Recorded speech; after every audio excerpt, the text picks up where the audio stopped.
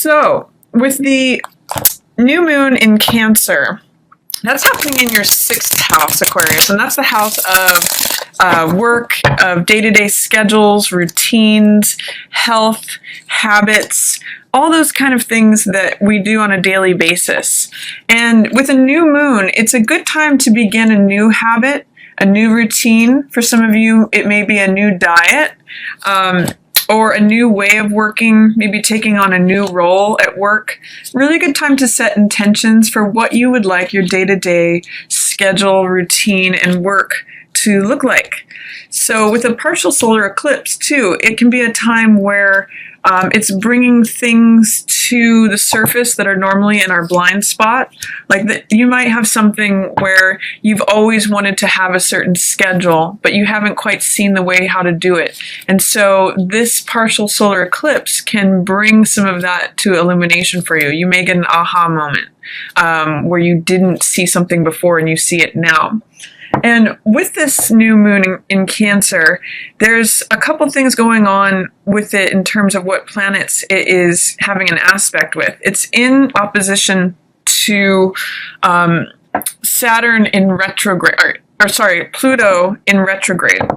And Pluto is the planet of big explosions. I always use the image of a volcano with Pluto energy because it's sort of like everything that's been brewing beneath the surface explodes to the surface.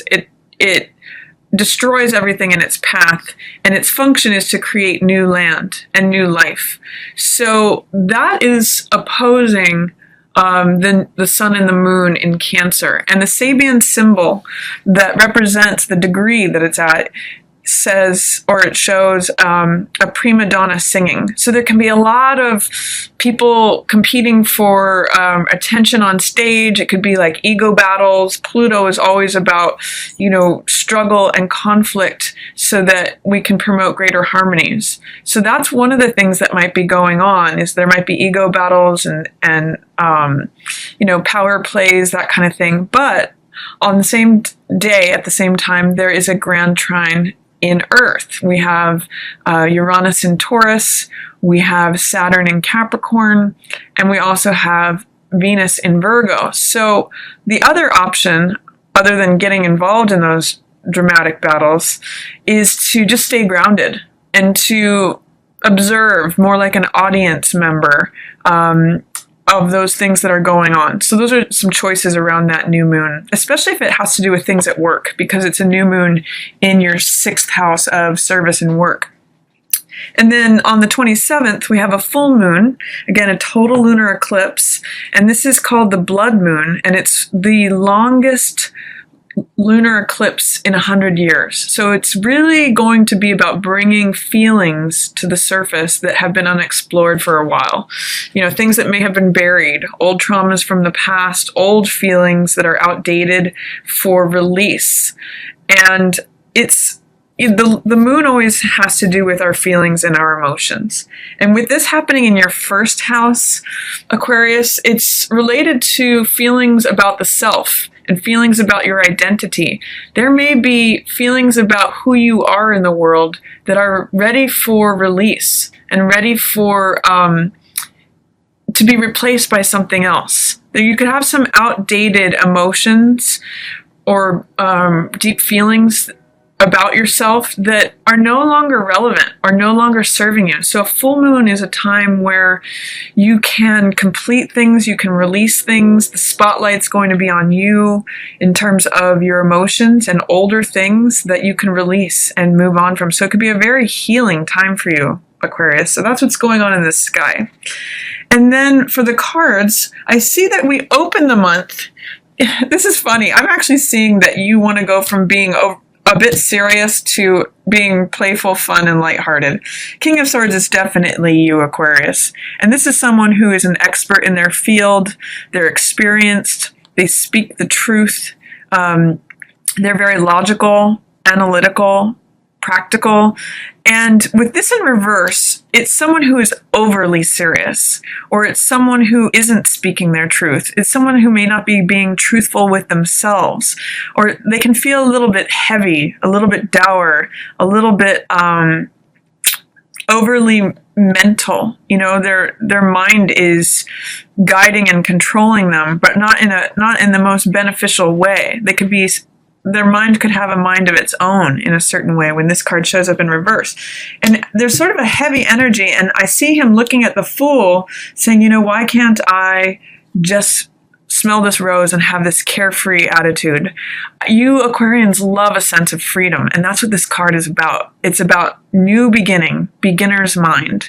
And I really see it with this new moon in Cancer in your 6th house of health and work, that this could be a real opportunity for you this month. You could really cut loose from old things that held you back and begin something totally new.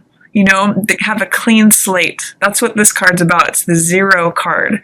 So it's like all things are possible. It's potential energy. It's the 0 where nothing is formed, and it's beginner's mind. And Fool is very lighthearted. He's playful. He's carefree. He's full of laughter. And it's just like beginning a new adventure. So what I'm going to say for the opening of July, this first week here, is it's a good time to let go of any seriousness and things that are holding you down, things that are occupying your mind, and really see that life is new every day. That's what the Fool, you know, is able to see. Every time that sun rises, he's refreshed and renewed and ready for the new adventure ahead. So see if you can embrace that energy, Aquarius. It's here for you. I see that you may be taking time out to reflect on something to do with a relationship, especially if it hasn't been as joyful lately as it has been in the past, or if your status in relationship is not bringing you as much joy, vitality, and radiance. 4 of Swords has to do with taking a time out. It has to do with reflecting on things, thinking things over. And when I see 4 of Swords with the Sun in reverse, I kind of see like you're maybe thinking about, why am I not happy? Or why am I not as happy as I could be? Why am I not as joyful and radiant as my life could be, full of sunflowers and relationships, you know, friendships or romantic relationships with the sun shining on you? And it kind of echoes for me the same theme that I'm seeing with the Swords energy, which is mental energy. It has to do with ideas, beliefs, knowledge, wisdom, understanding, your element, Aquarius. And it's surrounding these 2 cards, which really have to do with enjoying life, being sunny, carefree, being optimistic, having faith in life and the world. So I'm going to say, even though it may be difficult for you to take a time out, to take a retreat, you may have some resistance, fear, or doubt about taking a time out, it might be a good time to do that at the beginning of July, Aquarius, because an overly serious attitude is really preventing you from accessing all this joy, all this lightheartedness, this carefreeness, playfulness that really is sitting here waiting for you. And I also see that, again, this Swords energy is draining away happiness that is really available to you. This is 10 of Cups, which is the most amount of happiness on a card. It is reflective of emotional energy. Cups is where our heart is. And when this card's in the upright, it's like the end of the rainbow ends with you. But when it's draining out, the rainbow's pouring out. And what I'm seeing with this spread is that these are all Swords energy. King of Swords in reverse, Knight of Swords upright, and 9 of Swords in reverse. It's the mind that is really causing this to happen. And what I'm going to say is that if you can get over whatever fears, doubts, or resistance you may have to taking a time out, to taking a breather, hanging your thoughts up on the wall, metaphorically, you can reflect on that and actually see what it is that's draining, what thoughts are draining your happiness away, Aquarius. There's all this happiness available to you, but there may be some ways of thinking, being overly serious, or in this case, putting the mind before the heart, that is causing this to happen. Or embroiling yourself in worry. This is Nine of Swords in reverse. You know, look at the difference between these two cards. They're both about thoughts, but this one is getting entangled in too many thoughts. Worry, anxiety, making mountains out of molehills, fighting a battle against yourself in your own mind. And this one is taking a time out. He's being peaceful. He is taking a step back from the action to gain strength and fight another day. So I'd really like you to think about, in what ways does your mind serve you this month? And in what ways is it draining your happiness away, Aquarius? There's a saying, which is very cliched, but it says that the mind is a wonderful servant, but a horrible master. And I'd like you to consider that, because you have a very developed mind. That's your element, and it serves you wonderfully. But in excess, in the reverse here, it's sapping, it's draining away. It's causing you to be overly involved in your mind and draining out your emotional energy and preventing you from what's sitting here waiting for you, which is full energy, carefree, freedom, adventure, faith, and radiance, joy, happiness. So I really encourage you to take a time out and think things over and think about how your mind, see if you can get more connected with your heart and let the mind be in a second place position. Because look at the end of the month here, you have lovers showing up. And this is all about being open, being vulnerable, being authentic, sharing your heart with someone else, potentially making a decision regarding a love relationship. And I'm going to come back to that, but I'm going to talk a little bit about some of the other cards. It's the very center of your reading is Knight of Cups versus Knight of Swords. And I really feel like this says it all, Aquarius. Are you going to be the person who rushes into things and thinks of, is concerned with being right, is concerned with having the sharp retort or the quick word, the quick reply without considering someone's feelings? That's Knight of Swords energy. Or are you going to embrace Knight of Cups energy, which is sensitive and caring and sharing your heart or receiving a love offer? That's what's here for you. And these two are kind of battling it out. It's kind of mind versus heart is what I'm seeing. And as long as this mind energy wants to be in charge, this is what happens. The emotional energy gets drained away, Aquarius. So just be aware of that. Again, that the mind can be a wonderful, wonderful servant, but it's a horrible master. So I'm going to encourage you to see who wins out in this battle, the mind or the heart. It's up to you. But considering all the swords energy, it may not be the best time to let the mind rule. Maybe try connecting with your heart more, and you've got a lot of things opening up. You've got 10 of Cups, the most amount of happiness available.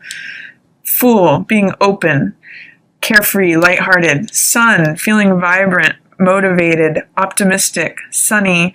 And King of Cups, which is a love offering, wearing your heart on your sleeve, presenting and engaging with emotional energy. So a lot of good stuff. I also see Hierophant in reverse here. So this means that it may be doing something in an unconventional way for you, doing something that is not normal for you. Normally, Hierophant is about higher learning, connecting with our spirituality, our inner guide. And in the reverse position, it may mean being a little bit of a rebel. Bucking against conventional norms and traditions, doing things in a way that's different for you. So if you always rely on your mind as the way to get you through, I'm going to encourage you to do something different. Open and trust your heart. See if you can get comfortable in that, because there's good things ahead if you can do that. Focusing on this worry, anxiety is not serving you. It's only going to cause you to feel a loss, emotional loss, financial loss, physical loss. These all go hand in hand. When we are feeling, our thoughts influence our external circumstances. And this is a card where the external circumstances are reflecting mental gymnastics and excess of overthinking things.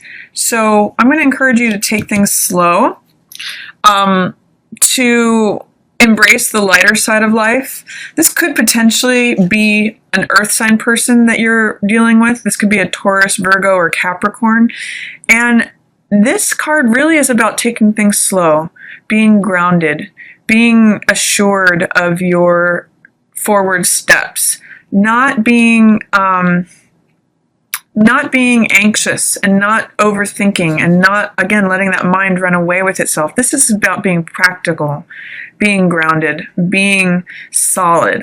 So with this in reverse, what these two are telling me, we've got 3 knights here.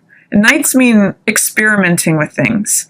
Sometimes going to excess, or sometimes not doing things enough. But what it's telling me is that this Knight of Swords energy is what's ruling. Thought, rushing, being sharp or cutting, and not giving the correct time or consideration to the heart or to practical matters, to going slow, to being careful and considerate of your own feelings as well as others. I mean, if you can correct that and put a little bit more attention to your heart and practical matters, look at what also happens. All of these correct. The sun shines again, and this is relationship as well, which echoes down here.